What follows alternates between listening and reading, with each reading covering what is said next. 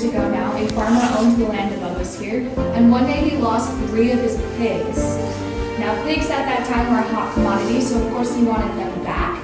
So he sent a couple of his nephews out to go search for them. They ended up walking to,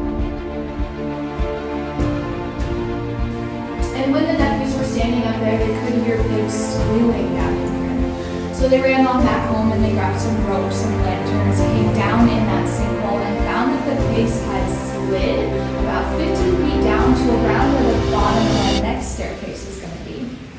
The pigs were actually still alive and they did manage to return them to the farmer. So it was a happy ending for those pigs after all. Of course, until they were turned into bacon later. The pigs that we had, so it looks a little daunting, but I promise they get more spread out after this.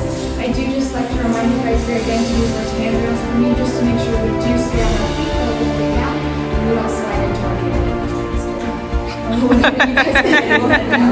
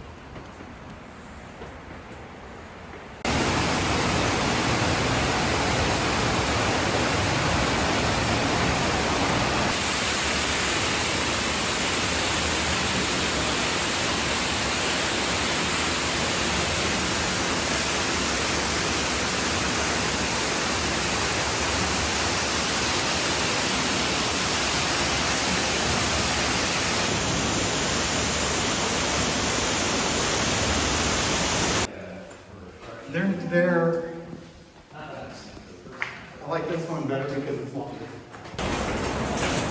And then this right here is the first cave formation that I'll point out to you guys specifically. This one is called flowstone, and all of our cave formations are formed through the same process. Water from the surface can mix with materials within the soil, including carbon dioxide, which creates carbonic acid. And that carbonic acid flows through the limestone, which can decay away at the limestone and pick up a mineral called calcite. So then that mixture can continue to flow down and eventually reach an opening, like our cave here, which kind of creates a fizz, almost like when you open a can of pop, which releases the carbon dioxide back into the atmosphere and allows for that water mixture to leave behind that calcite mineral. Pretty much all you're looking at with our cave formations is just a buildup of that calcite mineral that is carried in and producing many, many products. Now, it makes sense. Yep. Perfect. We'll keep going.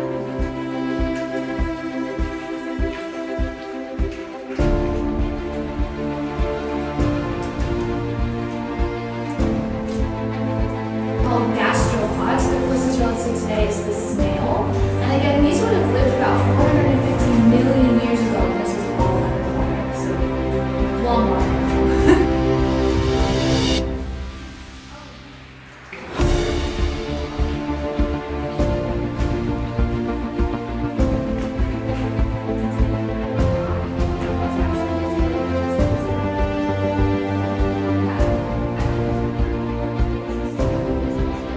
One I showed you guys just a little bit ago that was more browner in color would have just been mixed with more of that mud and dirt from the surface as it came down in here and was deposited.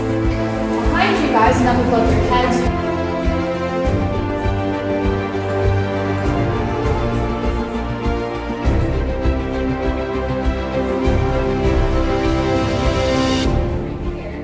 and they are actually hollow in the middle, just like a straw. Formations that we can tell you how old they are. And that is because this area down here was originally fit to the public. They took a lot of that excess mud up out of here, which would have given these the room to start to grow.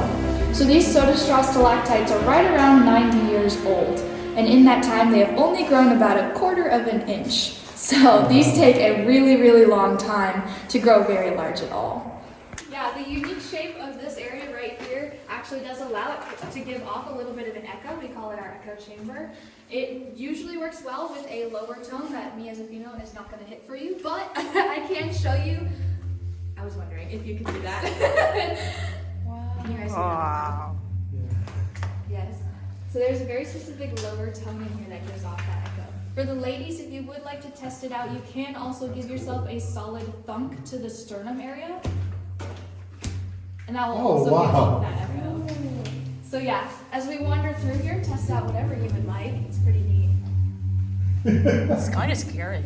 Also kind of scary, correct. The echo chamber. This one up here is called a cephalopod. Its closest relative today is going to be the giant squid, and it would have looked very similar to that. Its head would have been kind of off here to the left, and its tentacles would come out to the right. These were also some of the larger things that lived here at that time, and this was all underwater. They could get to be up to about 18 feet in length, so quite large. Those are pretty cool. You guys are ready to keep on the surface, and some of that can actually cause our cave formations to be fluorescent. So you'll see our ribbon stalactites here have a little bit of a glue to them. They can also be phosphorescent, which means that if I hold this light up close and take it away, it will hang on to that light for just a little bit longer, which is neat. Unfortunately, we do not know exactly what causes this. That would require us to take a chunk out of our cave formations and have them tested, and we do not like to do that here. But we do know that pretty much any of our cave formations down here do have the ability to give off this glow, as long as they are this lighter and more calcite-rich cave formation.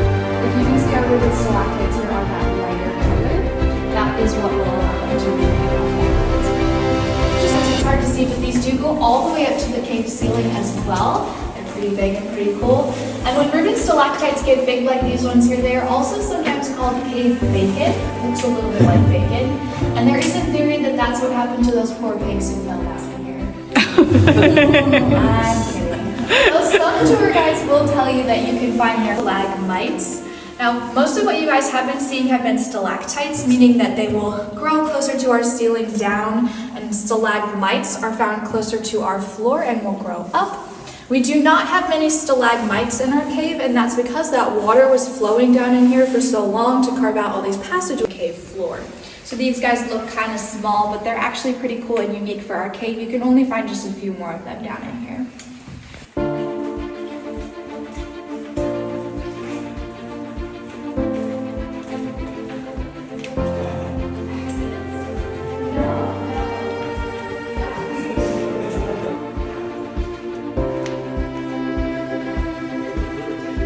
Wow. It's so narrow.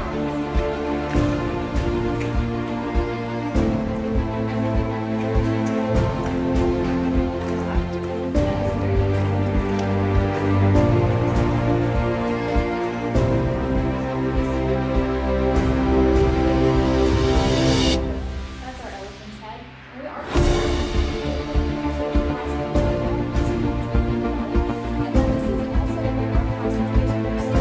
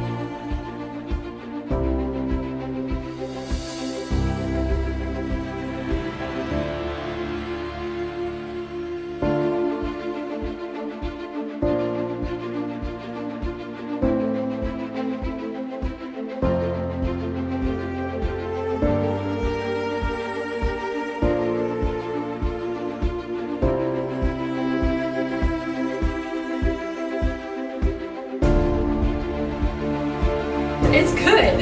Anyone else have any troubles or doing okay? It will stay about the same kind of skinniness level, I guess you want to call it, for a while now, but it won't get much smaller.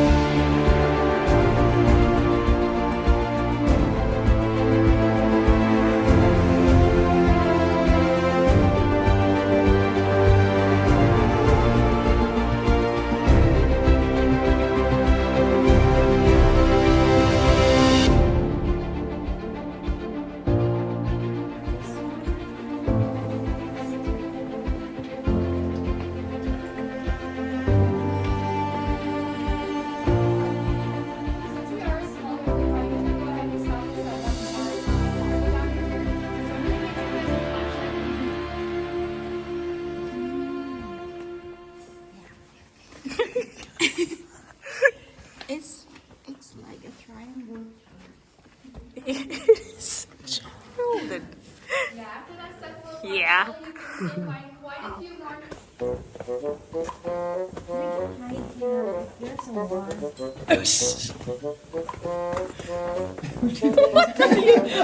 Thinking. We could hide this, there's a wall. Yeah, that's what she said. Can you bring the food, I'll bring the alcohol. Alright, in this case, that water would have come from this crack, kind of right here in the middle.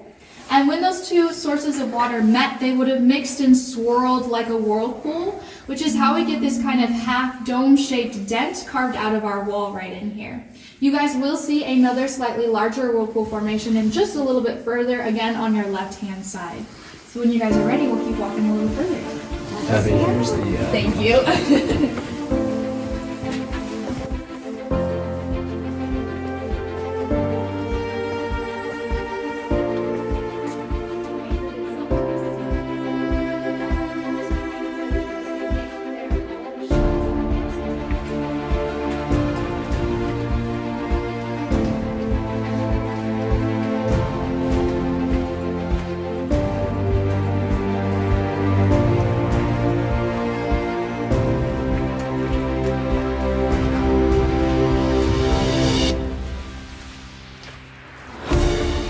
Easier than that chert, which is why it sticks out here and looks kind of funny.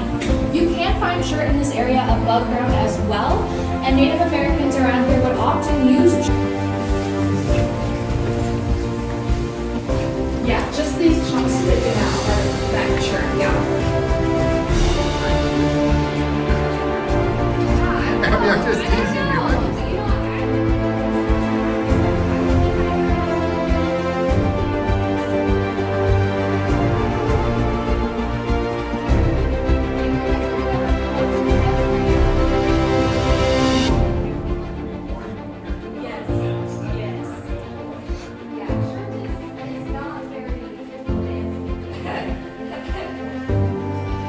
Yeah, that's it. Yeah, I like the idea of using it to try to spark and create a spark.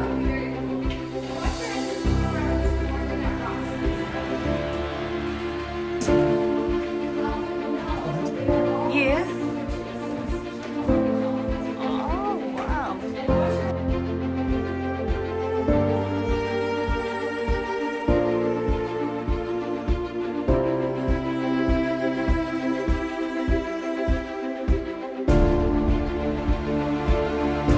Our cathedral dome is pretty cool. You'll hear a bit of that echo again. Unfortunately, it is the one area where we're not entirely for sure how it was formed. One of our guesses today is that it is another whirlpool formation where we would have had. We will keep going though,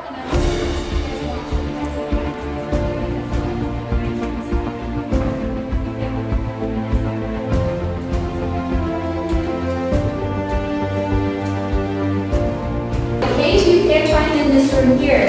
For example, if you guys take a look up here, you're going to see some larger soda straw stalactites, clearly much older than the 90-year-old ones we saw in the wedding chapel. Soda straw stalactites can also eventually fill on the inside and become carrot stalactites, like the two next to them there as well.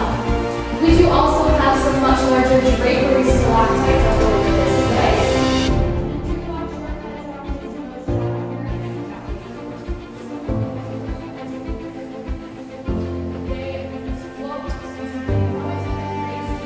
Granddad's stalactite because of that. He is very, very cool. One of my favorites. We'll get out of the way. The cave does end in both directions here now. It does go 250 feet further in that direction. But that does require crawling through very thick mud. Very challenging. Take your time.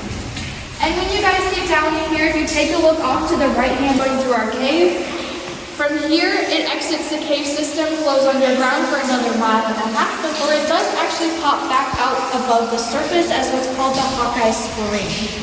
Then if you take a look a little higher, you will find a full column. Lactite and the stalagmite meet and connect in the middle. It's very cool to see these. This is one of only a few that we have in our cave as well. That's pretty cool. Any phones, watches, or flashlights, anything that can have light, just so we get that full total dark experience as well, whenever you're ready. Okay. Powerful. We can still see pretty well if we wanted to and if we had to get out. However, those original cave explorers only had lanterns, which would give off about this much light. Oh, wow. So way, way harder. And occasionally those lanterns would have even gone out. So this here is total darkness. If you wave your hand in front of your face, you're not going to be able to see it at all. Kind of crazy. I got her wallet. Your eyes will also never be able to adjust to this, so you'll never be able to see anything down in here. And not even nocturnal animals like bats, owls, and raccoons can see in total darkness. Kind of crazy. Kind of peaceful.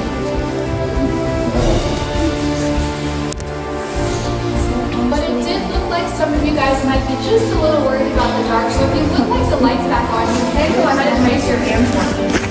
That was awesome.